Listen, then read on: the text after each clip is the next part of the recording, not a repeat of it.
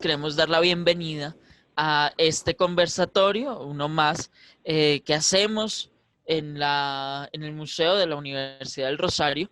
Y pues primeramente queremos agradecerles a todos los que estamos aquí por la asistencia, donde vamos a tener una hora charlando sobre uno de los hechos históricos, uno de los hitos históricos más importantes en el proceso de independencia, que es quizás la influencia de la masonería dentro pues de este mismo proceso. Entonces, antes de empezar, quiero saludar primeramente al equipo del Museo de la Universidad. Entonces, primeramente quiero saludar a Daniela Ramírez. ¿Cómo está, Daniela? Hola Nicolás, buenas tardes. Muchas gracias por la invitación. Me encuentro muy bien. Le agradezco tanto a nuestros panelistas como al público que están aquí presentes el día de hoy. Asimismo, contamos con la presencia de Iván Quintero. ¿Cómo está, Iván? Hola, muy buenas tardes a todos y a todas. Muchísimas gracias por asistir una vez más a un nuevo conversatorio y muchísimas gracias también a nuestros panelistas. Asimismo, contamos con un par de invitados, los cuales nos van a ayudar a hablar un poco sobre los hitos históricos y los hechos en cuestión. Entonces, primeramente quiero saludar al doctor Luis Enrique Nieto. ¿Cómo está, doctor Nieto? Muy bien, Nicolás. Yo quiero saludarlos muy especialmente a Daniela Ramírez, a Iván Quintero, a usted, Nicolás Riascos, al doctor Álvaro Pablo, y decir pues que me encuentro muy contento de estar acá en este conversatorio sobre un tema de tanto interés como es el de la masonería en la independencia y en el Rosario, obviamente. Gracias. Gracias a usted por aceptarnos este ratico para charlar. Asimismo, tenemos la presencia del doctor Álvaro Pablo Ortiz. ¿Cómo está, doctor Álvaro Pablo? Bien, Nicolás, bien, bien. No, el tema de entrada es apasionante.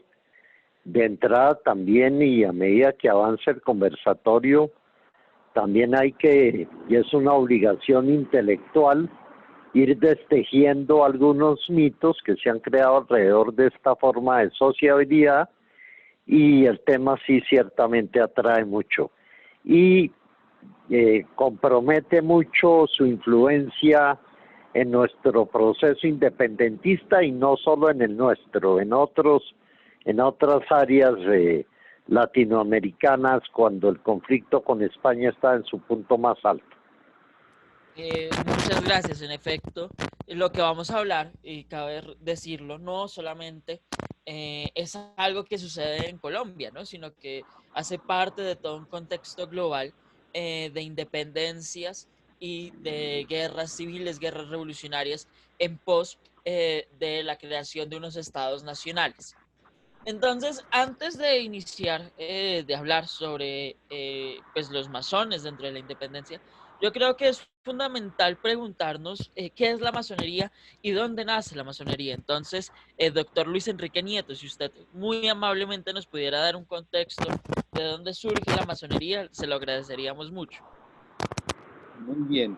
Así rápido, porque pues también sobre eso se ha especulado mucho y se dice que la masonería tiene un origen muy antiguo, muy recóndito, que nace de la construcción del Templo de Jerusalén, que los caballeros templarios fueron masones, en fin, pero realmente la masonería, digamos, moderna y lo que se llama el rito escocés, antiguo y aceptado, que probablemente es uno de los ritos masónicos más extendidos, surge más o menos hacia 1720 y pico en Inglaterra, en el Reino Unido, en la Gran Bretaña, ¿no? Entonces es una sociabilidad, como lo dijo el doctor Álvaro Pablo, muy propia del siglo XVIII y por lo mismo contemporánea del siglo de las luces, del proceso de la ilustración. Y ahí que haya tenido influencia pues, en las ideas libertarias, independentistas, ¿no? Esa masonería, como les digo, es un producto típico del siglo XVIII, ¿no? Y así va a llegar a Colombia un poco más tarde, obviamente, a la Más Granada. Pero esta masonería, les digo, es de origen inglés y llegó probablemente gracias a las relaciones que teníamos con Inglaterra y particularmente por Jamaica, que era un enclave muy importante masónico con el cual tenían mucha relación nuestros comerciantes, particularmente granadinos. Muchas gracias. Sí, sí, se especula que viene de lo más antiguo que se pueda tener noción, que arranca desde la famosa construcción del templo por el rey Salomón. Me parece que es más mitológico que otra cosa, que hay una conexidad con los templarios. Digamos que sin demeritar por completo, porque ha sido un programa que profundiza en la historia y es muy divulgativo, pero me parece que en Discovery Channel a veces se sobreabundan datos que no se compadecen con la realidad.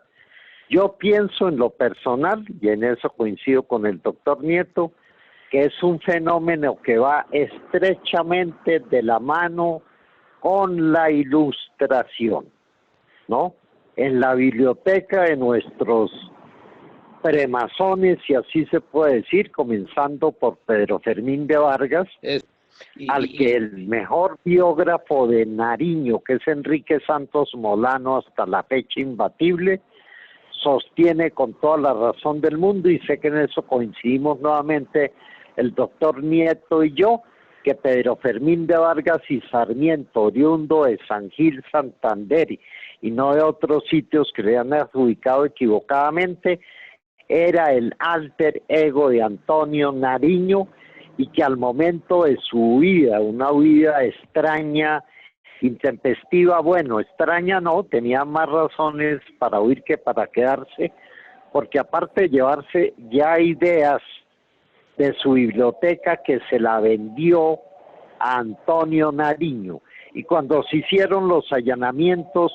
aparecieron los libros que iban favoreciendo un acercamiento al ideario masónico, aparecían las obras completas de Voltaire, Diderot estaba presente, cuadros dedicados a Washington, a Jefferson, a Condorcet, a Franklin. Está la famosa frase de Franklin, se la encontraron en la casa de habitación de ese desdichado extraordinario que fue Antonio Nariño. En fin, y Pedro Fermín participaba de las mismas lecturas. Rosaristas también participaron de esas lecturas, justamente en la tertulia que había montado Antonio Nariño con un nombre aparentemente inocuo para despistar a las autoridades ibéricas. Pero hecho el allanamiento, repito, se descubrió que era como un pequeño santuario que tenía además toda la simbología masónica, el compás, la escuadra, etcétera, ¿no? Para darles una idea, porque el doctor Nieto habló muy bien de influencia inglesa y norteamericana, basta, y yo no sé por qué existe ese agüero en Colombia, pero no hay hombre, y sobre todo niñas, que no tengan en sus carteras un billete de $1. Siempre que yo tengo que hablar del tema en mis clases, les digo, no nos compliquemos, saquen el billete de $1, ahí está lo fundamental de la simbología masónica. No sé si estoy equivocado. Eso es cierto, ¿no? Yo quería llamar la atención sobre el retrato que estamos viendo al óleo, parte de la Pinacoteca del Rosario, precisamente de Pedro Fermín de Vargas, que está ahí con la beca del Rosario, con la Cruz de Calatrava, como ha dicho el doctor Álvaro Pablo. Pedro Fermín de Vargas y su hermano fueron estudiantes del Rosario, recibieron la beca de colegiales, y posteriormente, después de esa rocambolesca huida de Pedro Fermín de Vargas, en que fue un caballero errante tanto por los Estados Unidos como por Europa, en algún momento se contactó en Londres con Francisco de Miranda, el otro gran precursor de la independencia. Francisco de Miranda en Londres propició la afiliación a una logia, que fue la logia Lautaro, en la cual pues inició a muchísimos suramericanos o a muchísimos granadinos, y, en fin, pero el primero fue definitivamente Pedro Fermín de Vargas, porque la idea de alguna manera es que la masonería fuera instrumental para ya el sueño que estaba acariciando Miranda de libertar a América. Por eso Miranda es conocido como el precursor de la independencia americana, y de alguna manera Pedro Fermín se ha dicho que es el precursor del precursor, porque como dijo el doctor Álvaro Pablo, fue quien de alguna manera introdujo en muchos libros de la Ilustración a don Antonio Nariño y le dejó su biblioteca cuando tuvo que huir hacia el destierro definitivo porque nunca regresó. Pero bueno, ese es un detalle, pero de todas maneras sí vale la pena volver a la idea del dólar, que es muy llamativa, ese triángulo que existe con un ojo, y la frase en Dios confío, en God we trust, que es verdaderamente masónica, porque definitivamente una gran cantidad de los padres fundadores de los Estados Unidos fueron afiliados a la masonería. Ya hablaremos sobre esos símbolos. Iván Quintero, tienes la palabra. Ahora, Muchas gracias. tengo que decir, estuvo muy bien lo del doctor Nieto. Tengo que decir amplificar un poco. Llega un momento en que la masonería... ¿O qué me querías preguntar? Sí. No, es que Iván había pedido la palabra, pero explica lo que vas a decir, por favor, de forma breve. Llega un momento en que la masonería va permeando tanto a los principales ilustrados y futuros próceres de casi toda América Latina, en que unos se afilian al rito escocés por convicción plena. Recordemos que de todas maneras la masonería también es muy pagada de todo el fenómeno de la Revolución Francesa. La masonería como ideario cree fervientemente en igualdad, libertad y fraternidad, pero no es una fraternidad provinciana, local, veredal, ni siquiera nacional. Es una fraternidad universal, ¿no? Ya ahí comienza a perfilarse como una fraternidad universal, como efectivamente lo es hasta el día de hoy, ¿no? También muchos iban por curiosidad, por decirlo con palabras más ligeras. Era como una moda. Había que hacerse masón, tuviera o no uno muy arraigado el ideario masónico, porque pues estaba a la moda, y se copiaron sí, influyó el rito escocés, la francmasonería, y claro, la mayoría fueron, y rosaristas ya tenemos a Pedro Fermín de Vargas.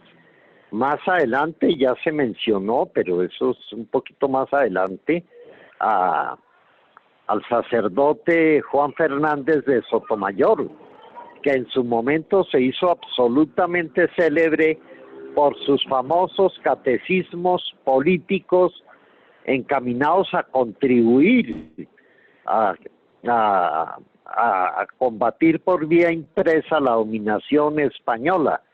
De Juan Domínguez, de Juan S. Fernández de Sotomayor, sí podemos decir con autoridad plena, porque hay documentación que sí fue un masón doctor Álvaro Pablo. de origen.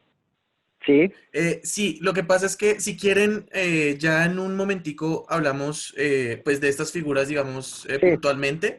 Es que antes de eso, y pues agradeciéndoles primero a ustedes dos pues por cada uno de sus aportes y su sabiduría, pues es que también digamos que este es un espacio muy académico en el que nos visita mucha gente que ni siquiera está en la capital, ¿verdad? Que están en otros lugares de Colombia.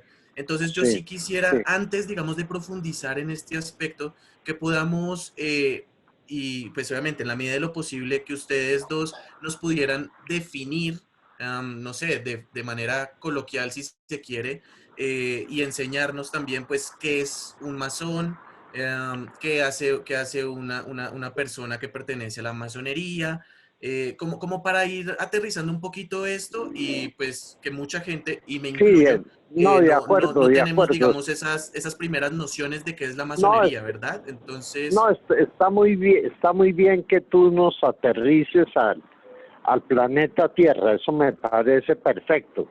Tienes razón. A ver, dentro de lo que yo he podido investigar y alguna que otra amistad, eh, ya dije que la masonería es una forma de sociabilidad, pero con una característica muy particular. Practica el secretismo, es decir, es una sociedad que busca hombres, o mejor, que se incorporen a esta sociedad, que no hay que confundirla con una secta. No me parece que la masonería merezca el despectivo calificativo de secta, ¿no? Hombres que tienen que tener ciertas características para entrar, una intachable conducta moral pública y privada, una gran capacidad de prudencia, una gran capacidad intelectual. Es decir, aparentemente habría contradicción entre el lema de igualdad, pero la verdad es que la masonería es altamente jerarquizada, trabaja en compartimentos estancos, opera por grados, juega mucho con los números impares. En ese sentido recuerda algo de la cabalística hebrea, ¿no? Y el grado más alto es el 33, aunque lanzo la anécdota de que uno de los masones más importantes que ha tenido Colombia, el gran general Tomás Cipriano de Mosquera, le parecía poca cosa el 33, y en el Congreso de la República de su época propuso que a él le dieran el grado 34, cosa que nunca sucedió. Y eso tiene lugar en lo que ellos llaman las logias. Colombia tiene varias logias. La gente cree que la más importante o las más importantes son las que funcionan en Bogotá. Una particularmente muy conocida, porque todos pasamos por allí inevitablemente durante nuestras actividades, cuando pues son presenciales, y esperemos que lo sean pronto, en el Colegio del Rosario.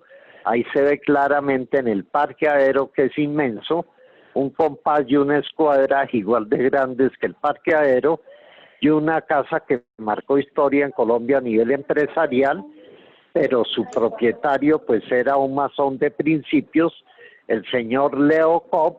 Ahí funciona una de las principales logias, pero me parece que las más importantes están en la costa, y debo decir que a quien le correspondió fundar y extender la masonería por todo el territorio nacional en sus enclaves más estratégicos fue el general y abogado Francisco de Paula Santander, que comienza dicha labor a partir de 1821. Muchísimas gracias, doctor Álvaro Pablo.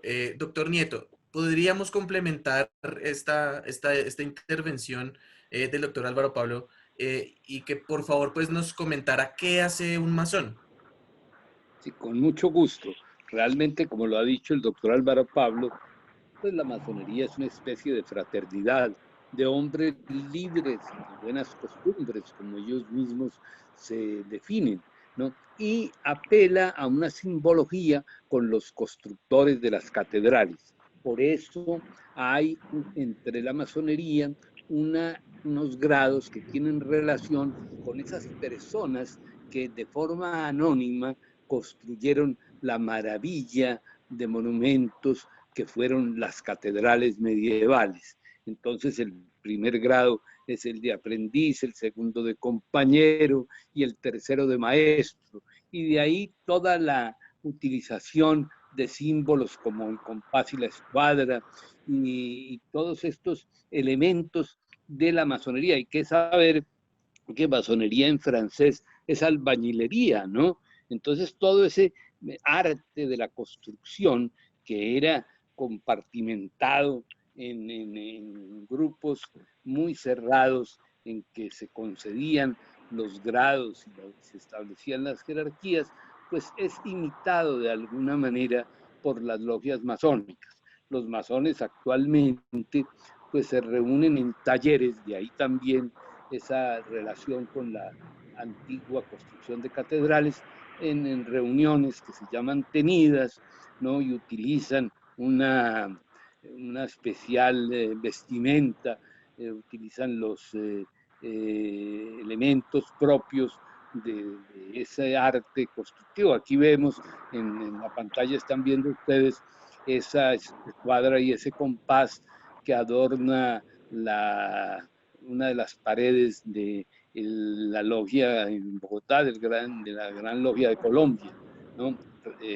Entonces, repito, hay una especial relación entre la antigua construcción de catedrales, de manera simbólica estoy hablando obviamente, y la masonería. Y se dice, que es una metáfora muy bella entre los masones, que la función de cada masón es tallar la piedra, es decir, mejorar permanentemente su vida, sus ejecutorias, para hacerse cada vez más un hombre bueno, un hombre libre y de buenas costumbres. Hay que anotar también, y en este momento es fundamental, que la masonería ha sido, como era la sociedad en el siglo XVIII, particularmente machista y no admitía hombres. Ahora ya hay un movimiento, obviamente, de logias femeninas, ¿no? Pero en principio las logias fueron compuestas únicamente de hombres y en general, en su gran mayoría, son hombres, ¿no? Pero bueno, eso es lo que quería poco decirles, y veo que están muy bien ilustrados, ¿no? Hay algunas imágenes del templo, de la Gran Logia de Colombia. Evidentemente, en Cartagena hubo una gran logia, el Gran Oriente, que se llama, ¿no? Estuvo desde lo que fue la Nueva Granada y lo que es hoy Colombia, estuvo mucho tiempo en Cartagena. Posteriormente se trasladó a Bogotá, la capital, pero realmente pues, en la mayoría de las ciudades colombianas hay logias y hay templos masónicos en donde se llevan a cabo esas tenidas. Bueno, Sí, doctor yo Nieto, doctor Álvaro amplificando, Pablo, yo les quería hacer una pregunta antes de y que de pronto me pueden sí, ayudar a complementar con lo que el doctor Álvaro Pablo va a decir. de Ya que el acuerdo, doctor Daniel. Nieto toca este tema de que antes las logias no aceptaban a las mujeres, pero que hoy en día hay logias en donde pues están las mujeres.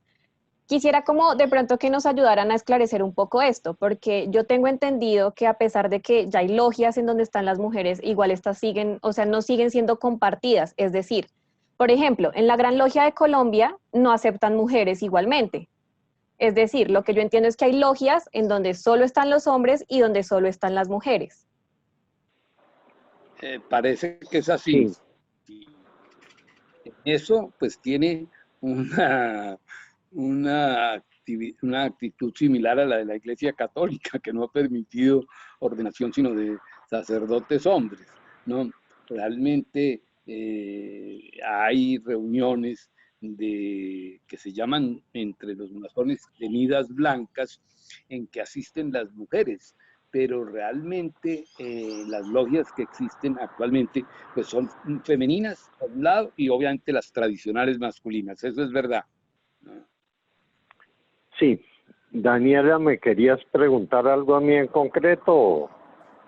No, sino que como para complementar esto, pero igual sí Sí, también, sí, como pues estamos sí. viendo esta división, igual el papel de las mujeres, ¿ustedes qué creerían? Es decir, ustedes desde su posición y lo que han investigado y lo que conocen del tema, ¿las logias de las mujeres son iguales de relevantes e importantes que las que existen de los hombres? O sea, ¿qué papel jugarían, por ejemplo, las mujeres en las logias? La respuesta para mí, en mi caso personal, es bien difícil. El doctor Nieto habló de que en los últimos tiempos se han abierto logias pensadas exclusivamente para mujeres, pero también, si lo entendí bien, nunca tienen la misma relevancia ni el mismo impacto ni el mismo protagonismo que las logias que muchas llevan siglos. En fin, me parece que es un proceso en que la mujer, supongo que la historia gradualmente le va a permitir estar en pie de igualdad con un masón, pero por ahora no ha sido tan fácil. Es que en eso hay curiosidades, ¿no? Incluso aquí en Bogotá, colegios del altísimo prestigio del Gimnasio Moderno, que a mí me parece un modelo educativo fascinante, pues no se permiten mujeres. Es una pregunta difícil, no te tengo la mejor respuesta. No. Sí. Muchas gracias, De doctora. alguna manera pienso yo, pues las logias han reflejado una realidad de la sociedad, ¿no? Que es la invisibilización de las mujeres durante mucho tiempo. Y hay que entender pues que en el siglo XVIII esto era más acentuado. Obviamente yo creo con el tiempo, y si la masonería va a persistir, pues las mujeres van a ocupar un papel incluso más preponderante y de más importancia que la de los hombres, porque esa es la natural tendencia que se vive y la lógica. Pero de todas maneras es un reflejo de la sociedad tal como está organizada hasta ahora. Muchas pues, gracias, doctor sí. Nieto. Sí, otra cosa que también se oye mucho, y vamos a ver cómo logramos desenmarañar ese cuestionamiento. Se dice que el masón por principio es terriblemente anticlerical y antirreligioso. Desvertebremos eso. Yo creo que ningún masón es antirreligioso. No todos han sido anticlericales, pero también algunos lo han sido en fuerte medida. Y ahí vuelvo al tema del gran general Tomás Cipriano de Mosquera, ¿no? Aquí también se operó un sincretismo. El general Santander, que era masón, y masón de alto grado, ustedes saben que en su lecho de muerte estuvo rodeado no solo por el cuerpo médico más selecto de todo Santa Fe de Bogotá de ese entonces, sino por altos miembros de la Iglesia Católica, entre ellos el obispo Mosquera, Joaquín Mosquera, que lo atendió ya próximo a su fallecimiento. O sea, aquí es difícil eso, pero sí ha habido momentos de anticlericalismo. Ahora bien, la masonería no prohíbe la religión. Lo que le pide a sus miembros es sean budistas, gnósticos, católicos, lo que sea, es que no traspasen el límite del fanatismo. El masón, como lo dijo el doctor Nieto, es un pensador libre en el fondo. Entonces cualquier forma de fanatismo altera ese supuesto, ¿no? Se busca hombres intachables, hombres de eso ya se dijo, de comprobada buena conducta. Ahora también mucha gente ingresó a la masonería y también igualmente se retiró de ella. A uno le cuesta trabajo pensar que el redactó el primer programa del Partido Conservador Colombiano en 1849, don Mariano Ospina Rodríguez, para la época de los sucesos del 25 de septiembre de 1828, era de filiación masónica, cosa de la que después se arrepintió y se retiró.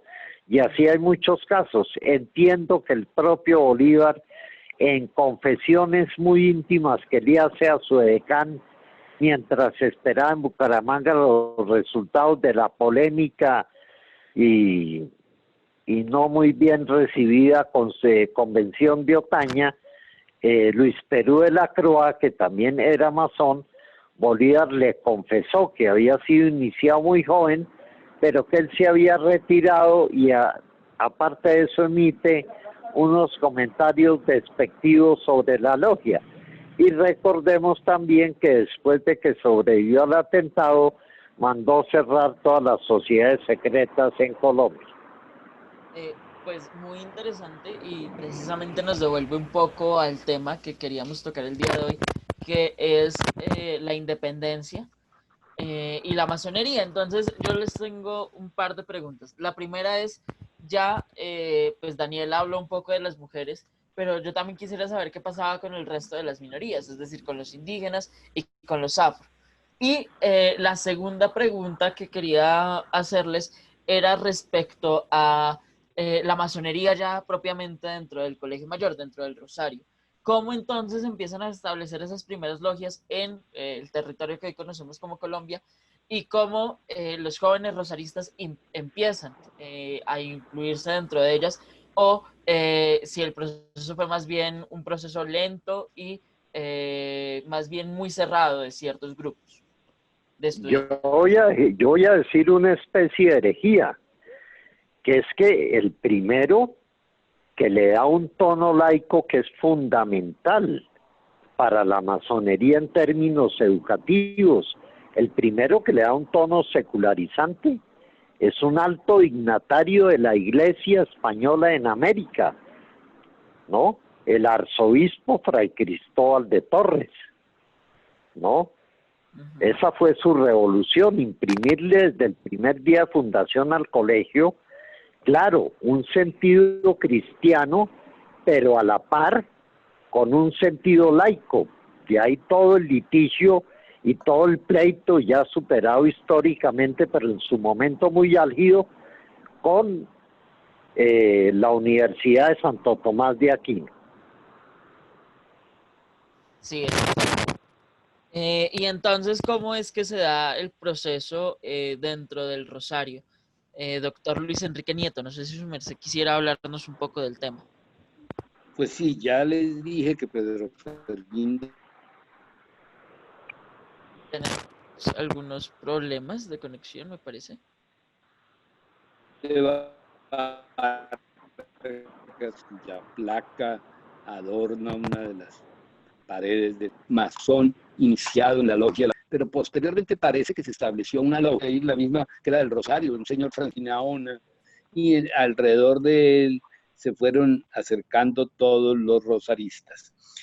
Fernando Caicedo y Flores, que había nacido en Suaita y fue el primero arzobispo republicano en su época anterior a la independencia, por la que fue precisamente encarcelado y llevado a Cádiz. Parece que allí, en Cádiz, había una gran actividad de las logias, ¿no? Cádiz fue siempre en España un centro de la ilustración, del progresismo, y allí pudo ser iniciado en la logia masónica. Por cierto, y eso vale la pena tenerlo en cuenta porque siempre ha habido el rumor, que parece ser una leyenda sin asidero, que José Celestino Mutis también era masón y que cumplió pues una labor secreta aquí en la Nueva Granada, en Santa Fe. Realmente, pues, en relación con Cádiz, sobre todo su actitud progresista, divulgador de las ideas del siglo de las luces, pues hacía que se pensara que hubiera pertenecido a la masonería. De todas maneras, lo que es real es que en Cali hubo mucha actividad masónica y que Fernando Caicedo y Flores, durante su prisión, que no fue tan pues cruel, ni lo tuvieron muy alejado, al fin y al cabo él era un hombre de la iglesia, un prelado, pues tuvo, entonces ya a Santa Fe, ya consolidada de alguna manera la República, o iniciada la consolidación de la República, se fueron desarrollando las logias como un mecanismo, ya lo ha dicho el doctor Álvaro Pablo muy bien, de sociabilidad. Era una forma de reunirse, así como había centros católicos o grupos católicos de mucha importancia, pues también la masonería funcionaba, yo diría, como una una asociación laica, evidentemente, ¿no? Que de todas maneras, y esto vale la pena repetirlo, era teísta, ¿no? El masón cree fundamentalmente en la existencia de un ser superior a quien denomina el gran arquitecto del universo, haciendo alusión a toda esa teoría, ¿no? El albañilero, esa G que está en la mitad de la escuadra y el compás, simboliza el gran arquitecto del universo. Salvo alguna variante francesa que ha sido atea, la masonería siempre ha predicado la existencia de Dios y la necesidad de la creencia en ese ser superior. Pero bueno, de todas maneras, lo que quiero señalar es que durante todo ese tiempo de consolidación de la República se fueron desarrollando las logias masónicas. Y tan es así que ya en la segunda mitad, por ejemplo, cuando se gradúa el general Rafael Uribe Uribe de doctor en jurisprudencia en el Rosario, y eso está documentado, los mismos examinadores al día siguiente lo inician en una logia masónica que se llama Estrella del Tequendama. ¿No? Esto ya pues, es una etapa posterior, digamos, al proceso de independencia y más cercana a las guerras civiles y a la última guerra de los 1000 días. Pero de todas maneras, siempre hubo en el Rosario esa actividad masónica entre sus egresados y sus profesores y probablemente también entre sus estudiantes, como una sociabilidad propia de la época. Otro tanto le cabe mucho a ese hombre excepcional, oriundo de Chaparral, Tolima, el maestro Darío Chandía, que tiene una de las placas más grandes y no en balde por sus méritos, ¿no? La misma frase dedicada a Goethe, que creo que la diseñó Monseñor José Vicente Castro Silva, es de claro contenido o por lo menos alusivo a la masonería. El gran escritor alemán era masón. Entonces esa placa en su momento fue objeto, esa leyenda mejor, fue objeto de muchas polémicas al interior del mismo claustro y aún fuera de él. Entonces, siempre ha habido pluralidad de pensamiento. Del Rosario han salido líderes liberales indiscutibles, algunos de ellos afiliados a la masonería, conservadores de alto vuelo, en fin, insisto que es apenas una de las variables, porque es que lo que no podemos caer ahora es en el simplismo y en la mirada chata u horizontal de pretender que todo se explica y se soluciona por y a través de la masonería. No, pero en su momento todos, el primero desde luego Pedro Fermín de Vargas, el doctor Nieto hablaba de Cádiz, qué buen ejemplo, cuando Nariño todavía estaba preso en Cádiz, cuando se revela Riego, que era alto masón, y se niega a una segunda reconquista con más hombres, Nariño sale beneficiado y queda automáticamente libre. Tan quedó libre que después con un seudónimo y todavía residiendo en España en calidad pues mucho tiempo como preso, se dedicó con seudónimo a cantarle verdades al general Pablo Morillo. Sí, de hecho, Morillo en varios de sus documentos, eso es bastante interesante, se puede leer, habla precisamente de cómo Nariño siempre le dedicó un par de pullas. Pero volviendo a la pregunta inicial, creo que es importante también resaltarla. Con las mujeres es reciente. ¿Qué sucedía con los afro y con los indígenas durante el siglo XIX dentro de la masonería? ¿Era hermética a este tipo de población o se fue abriendo también con el paso del tiempo?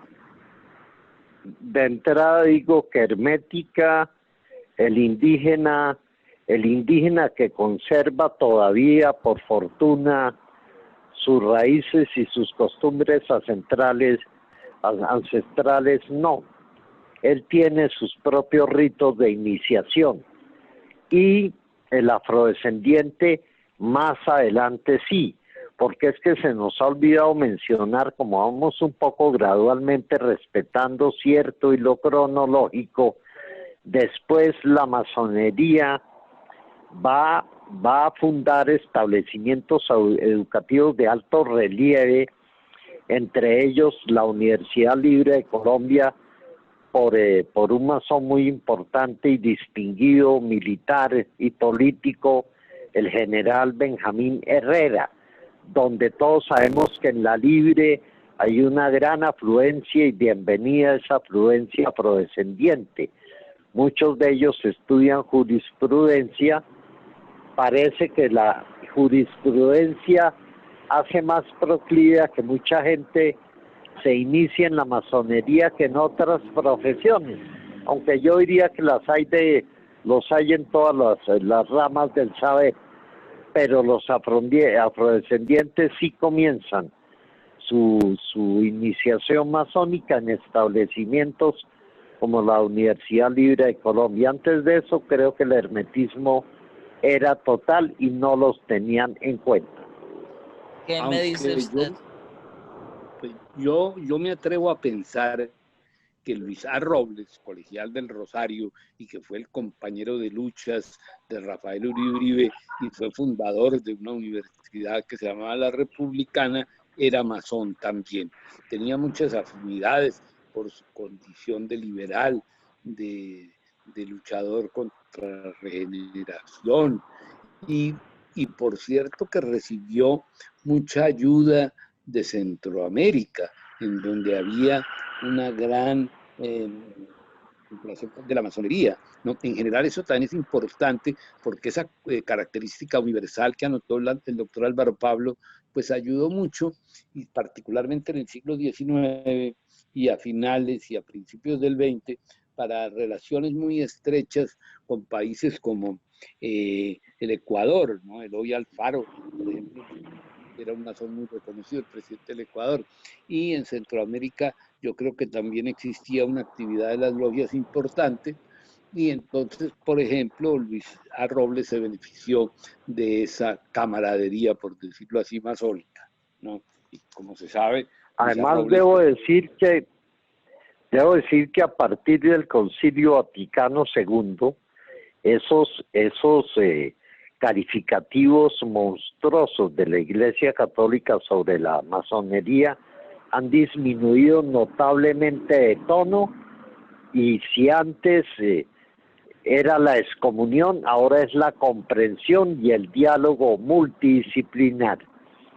El Papa actual sobre eso ha tenido una actitud bien distinta a la que pudo tener un Pío XII, por ejemplo, o un Pío XI, ¿no?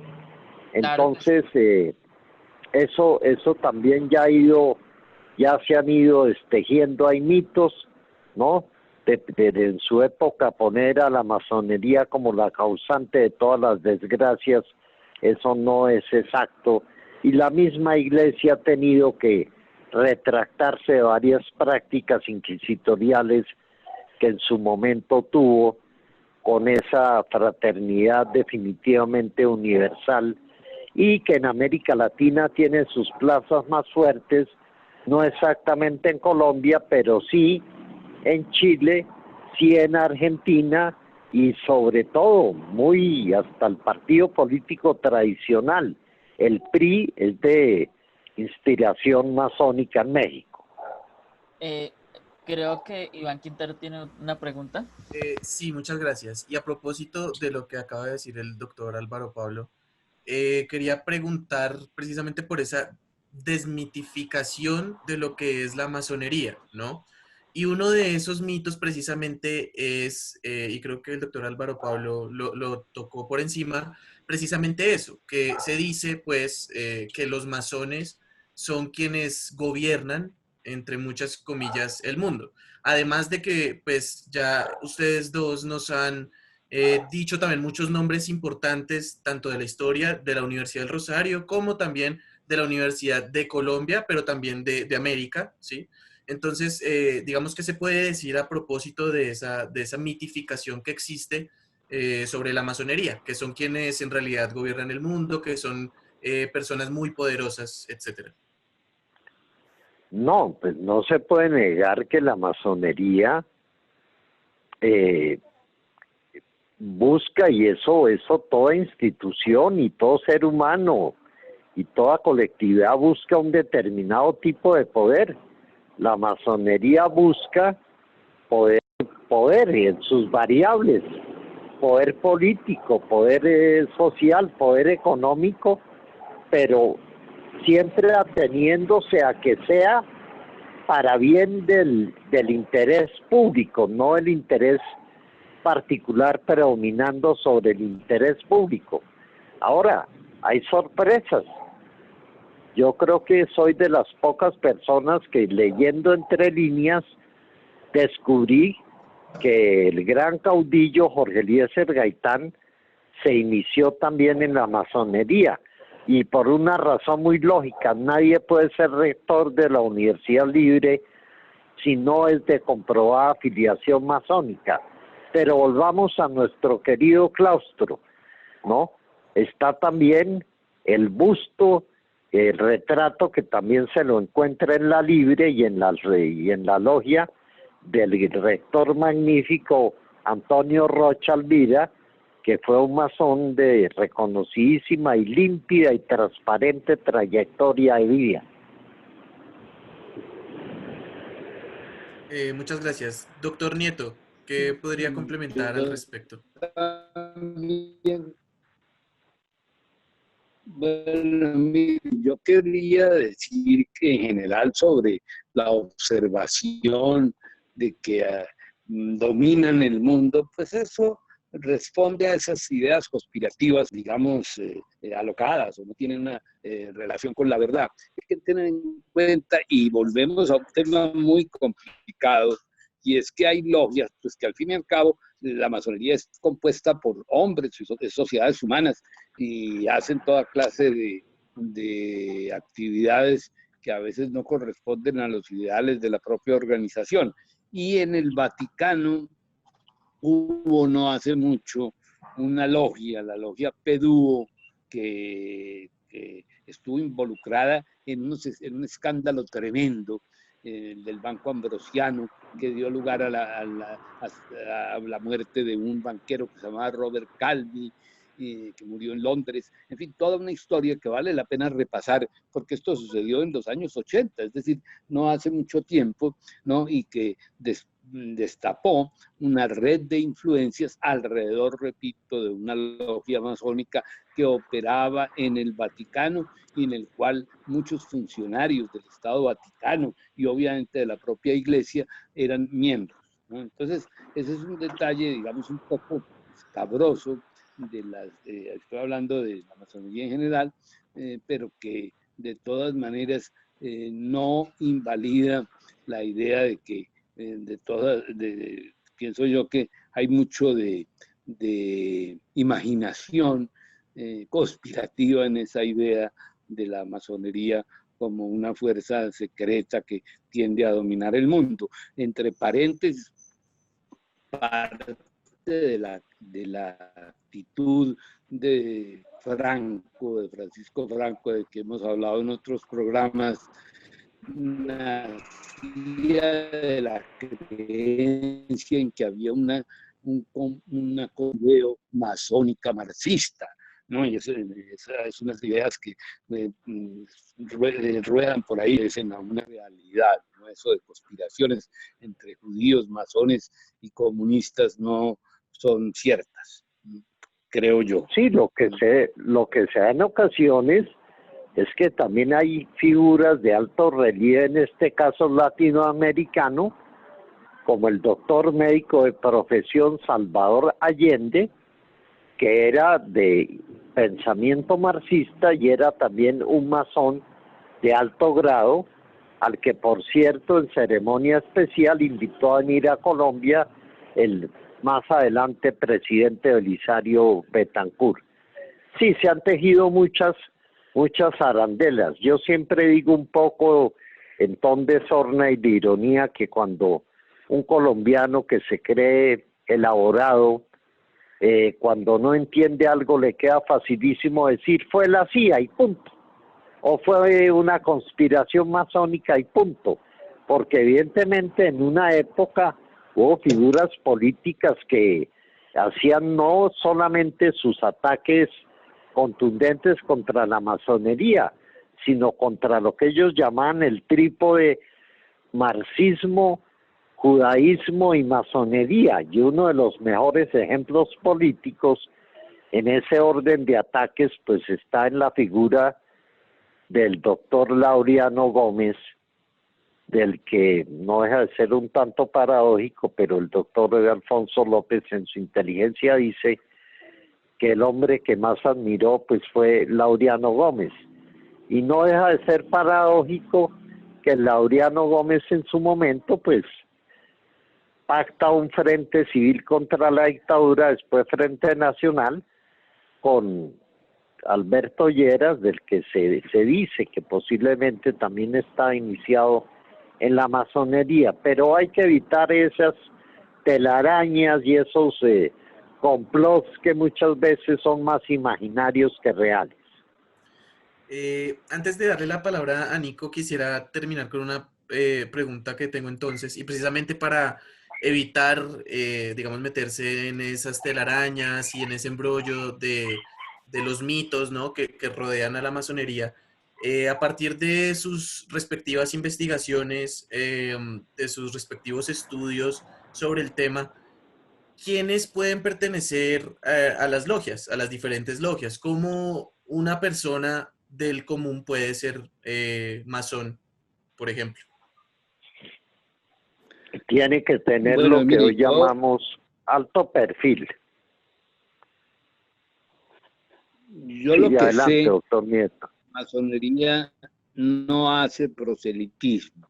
Es decir, el aspirante a ingreso a una logia tiene que ir a tocar la puerta de la logia.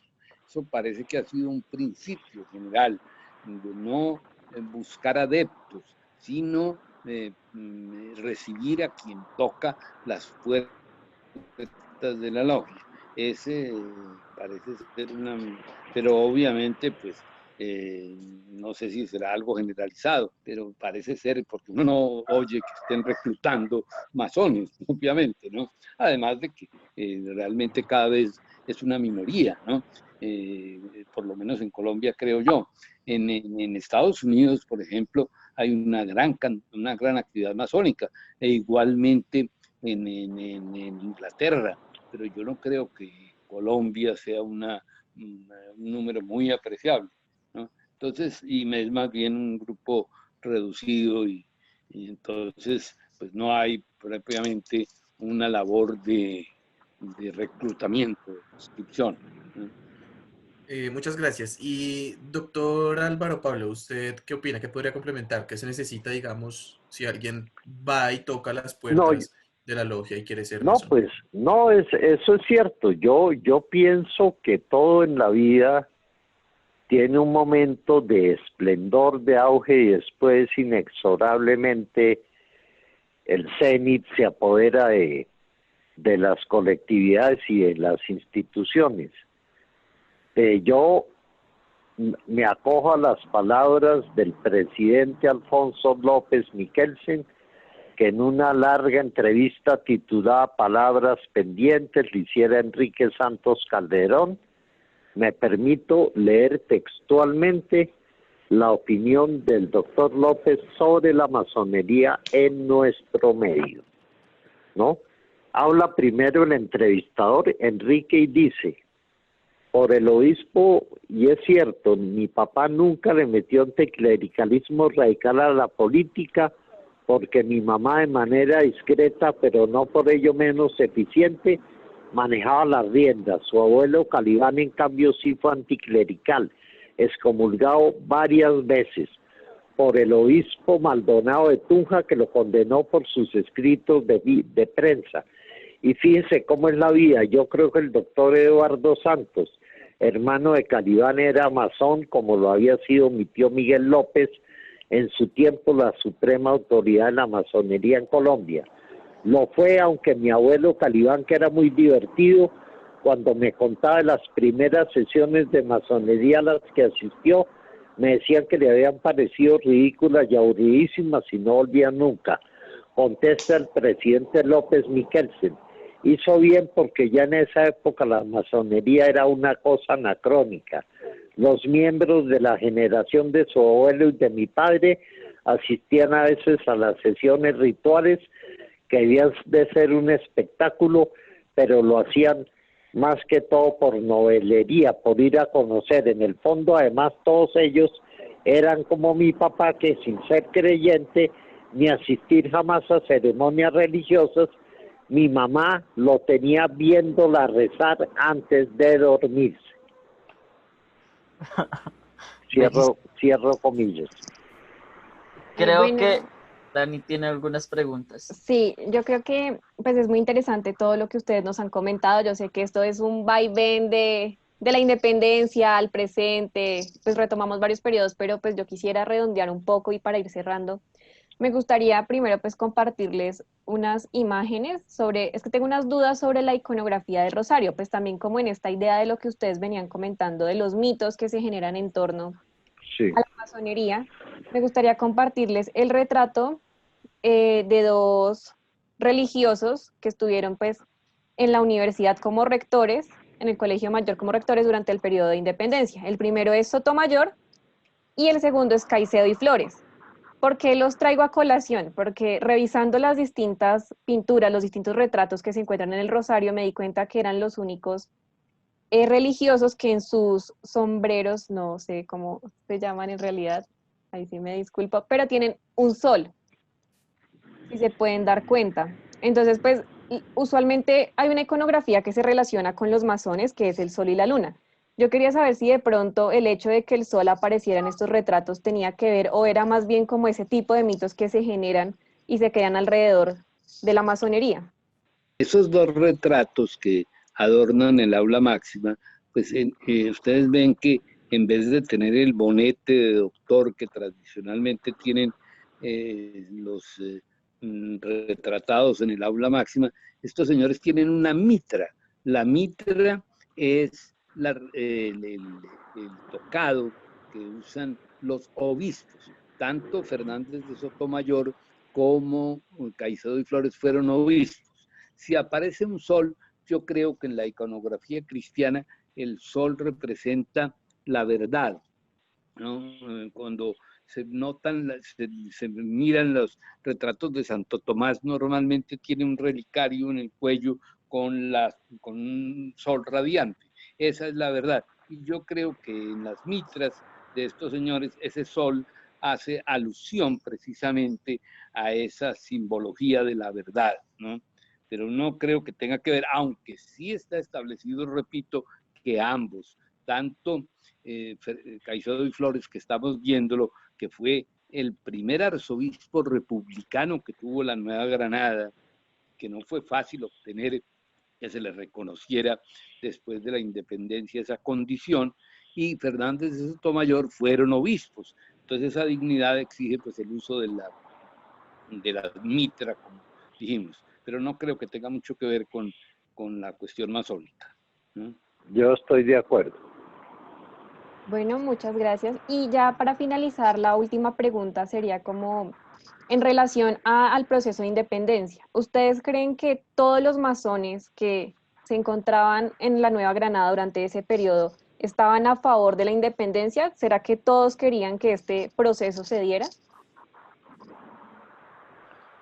Es una pregunta muy bien hecha, pero es compleja su respuesta, porque se nos está olvidando que el grueso de la alta oficialidad que viene con Pablo Morillo, ¿no?, era de filiación masónica. Acordémonos del general José María Barreiro, que en un último intento por salvar su vida, le manda sus diplomas masónicos al general Santander y el general le pone solamente una nota al margen: coloco a la patria por encima de la masonería. Pablo Morillo era de alto grado masónico y había gente que era de la masonería, pero veía con buenos ojos pues a los realistas. Además, acordémonos que la corte que va a defender un Pablo Morillo en América es una corte afrancesada. Acordémonos que España estuvo cerca de 8 o 7 años bajo la égida de un hermano de Napoleón Bonaparte. Acordémonos de que gente como los ilustrados que rodeaban a Carlos III y después a Fernando VII eran de clara inspiración masónica. El tema da para mucho y sigue habiendo mucha complejidad. Sí, pero yo sí quiero agregar un dato histórico, o por lo menos de la tradición masónica. Se dice que cuando Francisco de Miranda fue iniciado en una logia en Londres, hizo cambiar el juramento que como masón debía rendir, declarando que respetaba y defendía y aceptaba al rey, ¿no? Como supremo representante de Dios en la tierra y todas esas cosas. Él dijo, no señor, yo no puedo porque yo precisamente vengo a luchar aquí contra la opresión del rey de España y no puedo jurar sometimiento al soberano real. Y entonces se cambió ese juramento para él, ¿no? Y obviamente en la logia Lautaro, que fue la que él impulsó en Londres, en la que inició a muchísimos suramericanos o latinoamericanos, pues no había ese juramento de fidelidad al rey. Sí, yo le quisiera decir a Daniela que me parece muy positivo su interés como miembro activa del museo, pero hay un cuadro que no lo has mencionado y es el cuadro de Manuel Ancísar, masón, rosarista, rector del Rosario, que por cortos meses, pero cofundador con otros masones en 1867 de la Universidad Nacional de Colombia, e igual precursor con otros masones de la segunda expedición botánica más importante en el sentido de mapear el territorio nacional que la de Mutis, de la cual de todas maneras tomaron algún basamento, que fue la Comisión Orográfica. Muchas gracias por esa aclaración. Y pues sí, estamos aquí precisamente para, primero, rescatar nuestra historia y segundo, para conocerla de la voz de quienes las han investigado. Les queremos dar las gracias a nuestros invitados del día de hoy que nos estuvieron acompañando durante esta hora hablando sobre esto. Aún falta mucho más que decir, pero pues entendemos que el tiempo pues va pasando y que tenemos que ir parando en algún punto. Entonces, muchas gracias, doctor Nieto. Muchísimas gracias a todos, de verdad, a todos nuestros oyentes, a ustedes, Daniela, Iván y Nicolás, muy agradecido y creo que continuamos en estas gratas charlas que nos ilustran y nos hacen más ameno el tiempo. Gracias. Y muchas gracias, doctor Álvaro Pablo. No, yo soy el que estoy honrado y agradecido.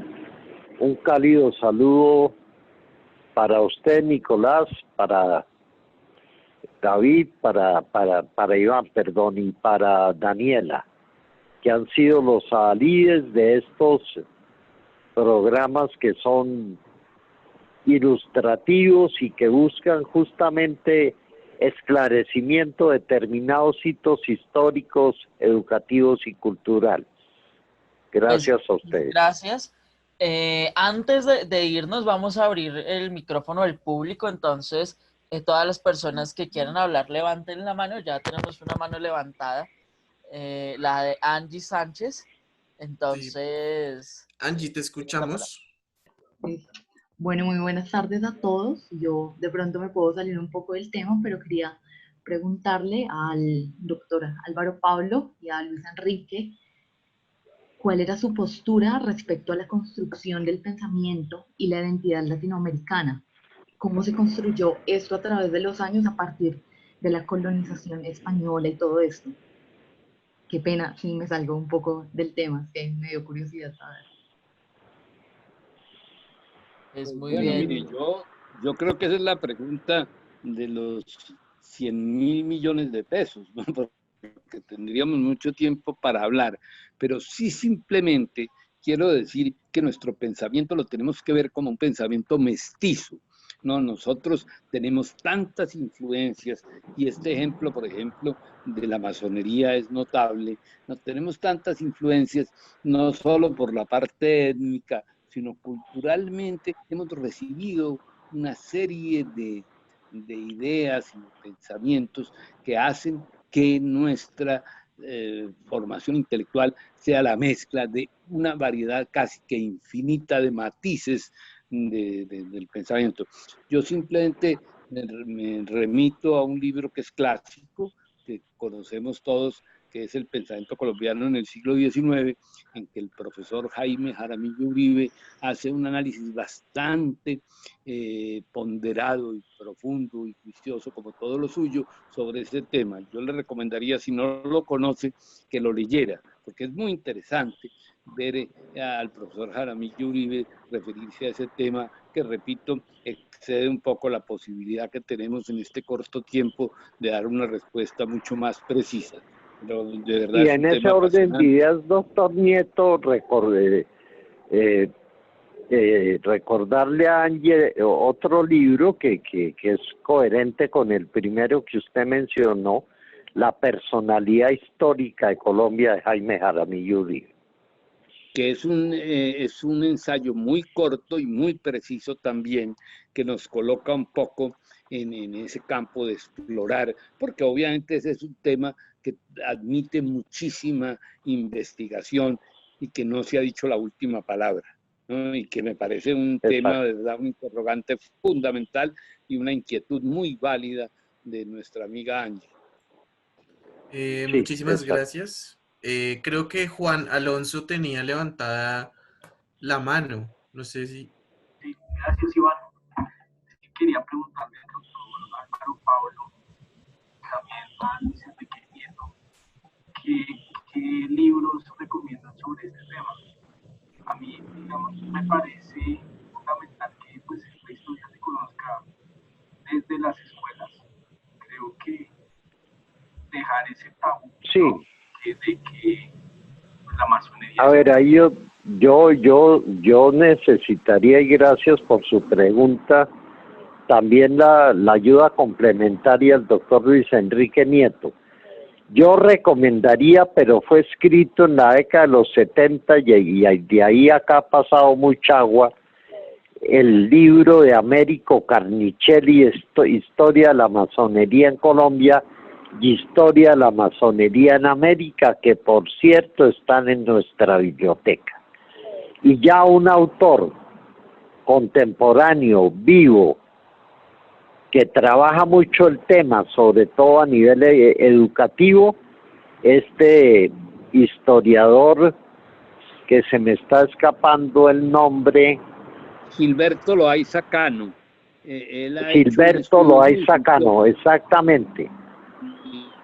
Él ha hecho estudios muy profundos y serios sobre ese tema, ¿no? Y tal vez hay un libro de Mario Arango, tal vez, ¿no?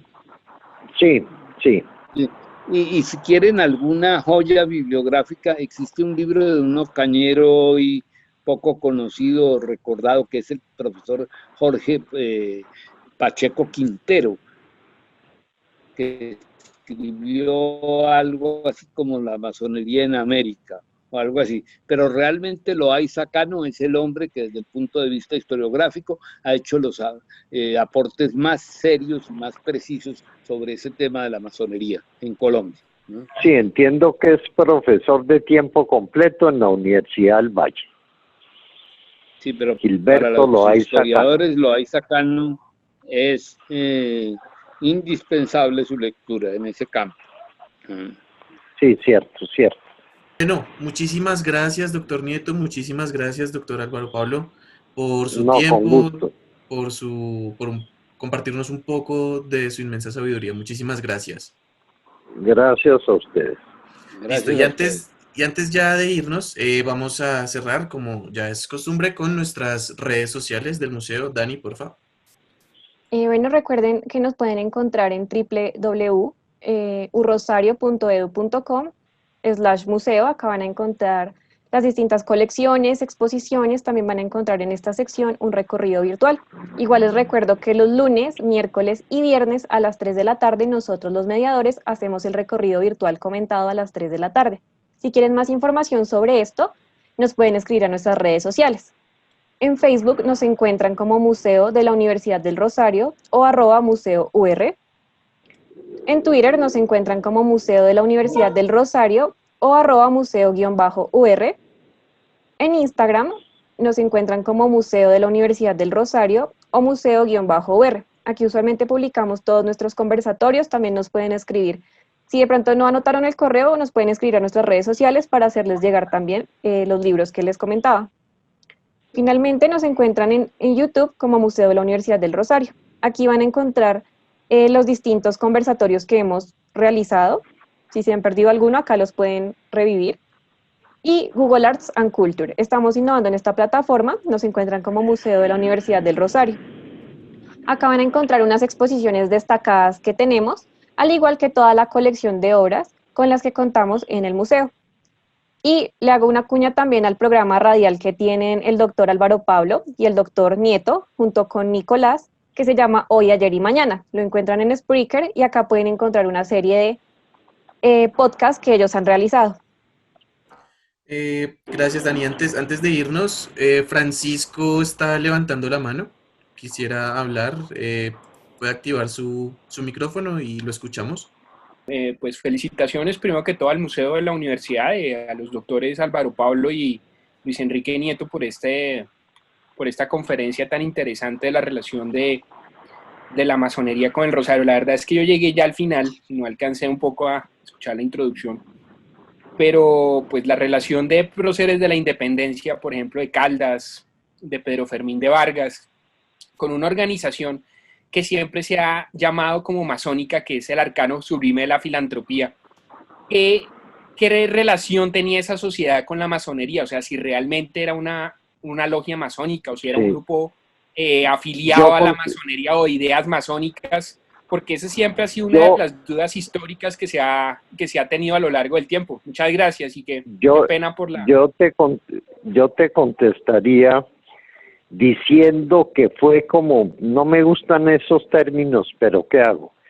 Que lo de Nariño fue una premasonería y que a esa casa de habitación disimulada con el título aparentemente inofensivo de gente que iba a discutir temas literarios, culturales, artísticos, era en verdad una prelogia a la que asistían el propio sobrino del sabio Mutis, Sinforoso Mutis, que ese sí fue masón, no estoy seguro del sabio Mutis, no creo, el sobrino sí, desde luego Pedro Fermín de Vargas, un médico francés que también propagó la masonería hasta donde pudo, que no se la llevaba muy bien, por cierto, con el sabio Mutis, Luis de Rie.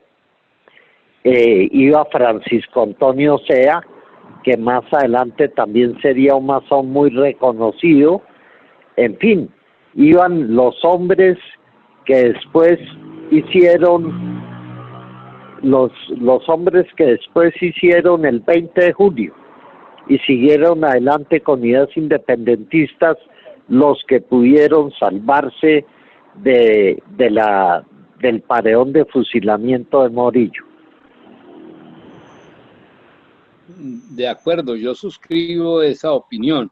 Realmente Nariño, pues con ese arcano sublime de la filantropía, que entre paréntesis funcionaba en la hacienda de Fucha, que había sido del Rosario, dentro de las que aportó Fray Cristóbal de Torres a la fundación, estaba esa hacienda que es hoy en Fontibón, ¿no? O se llamaba Fucha o San Vicente, que se le había comprado a los jesuitas.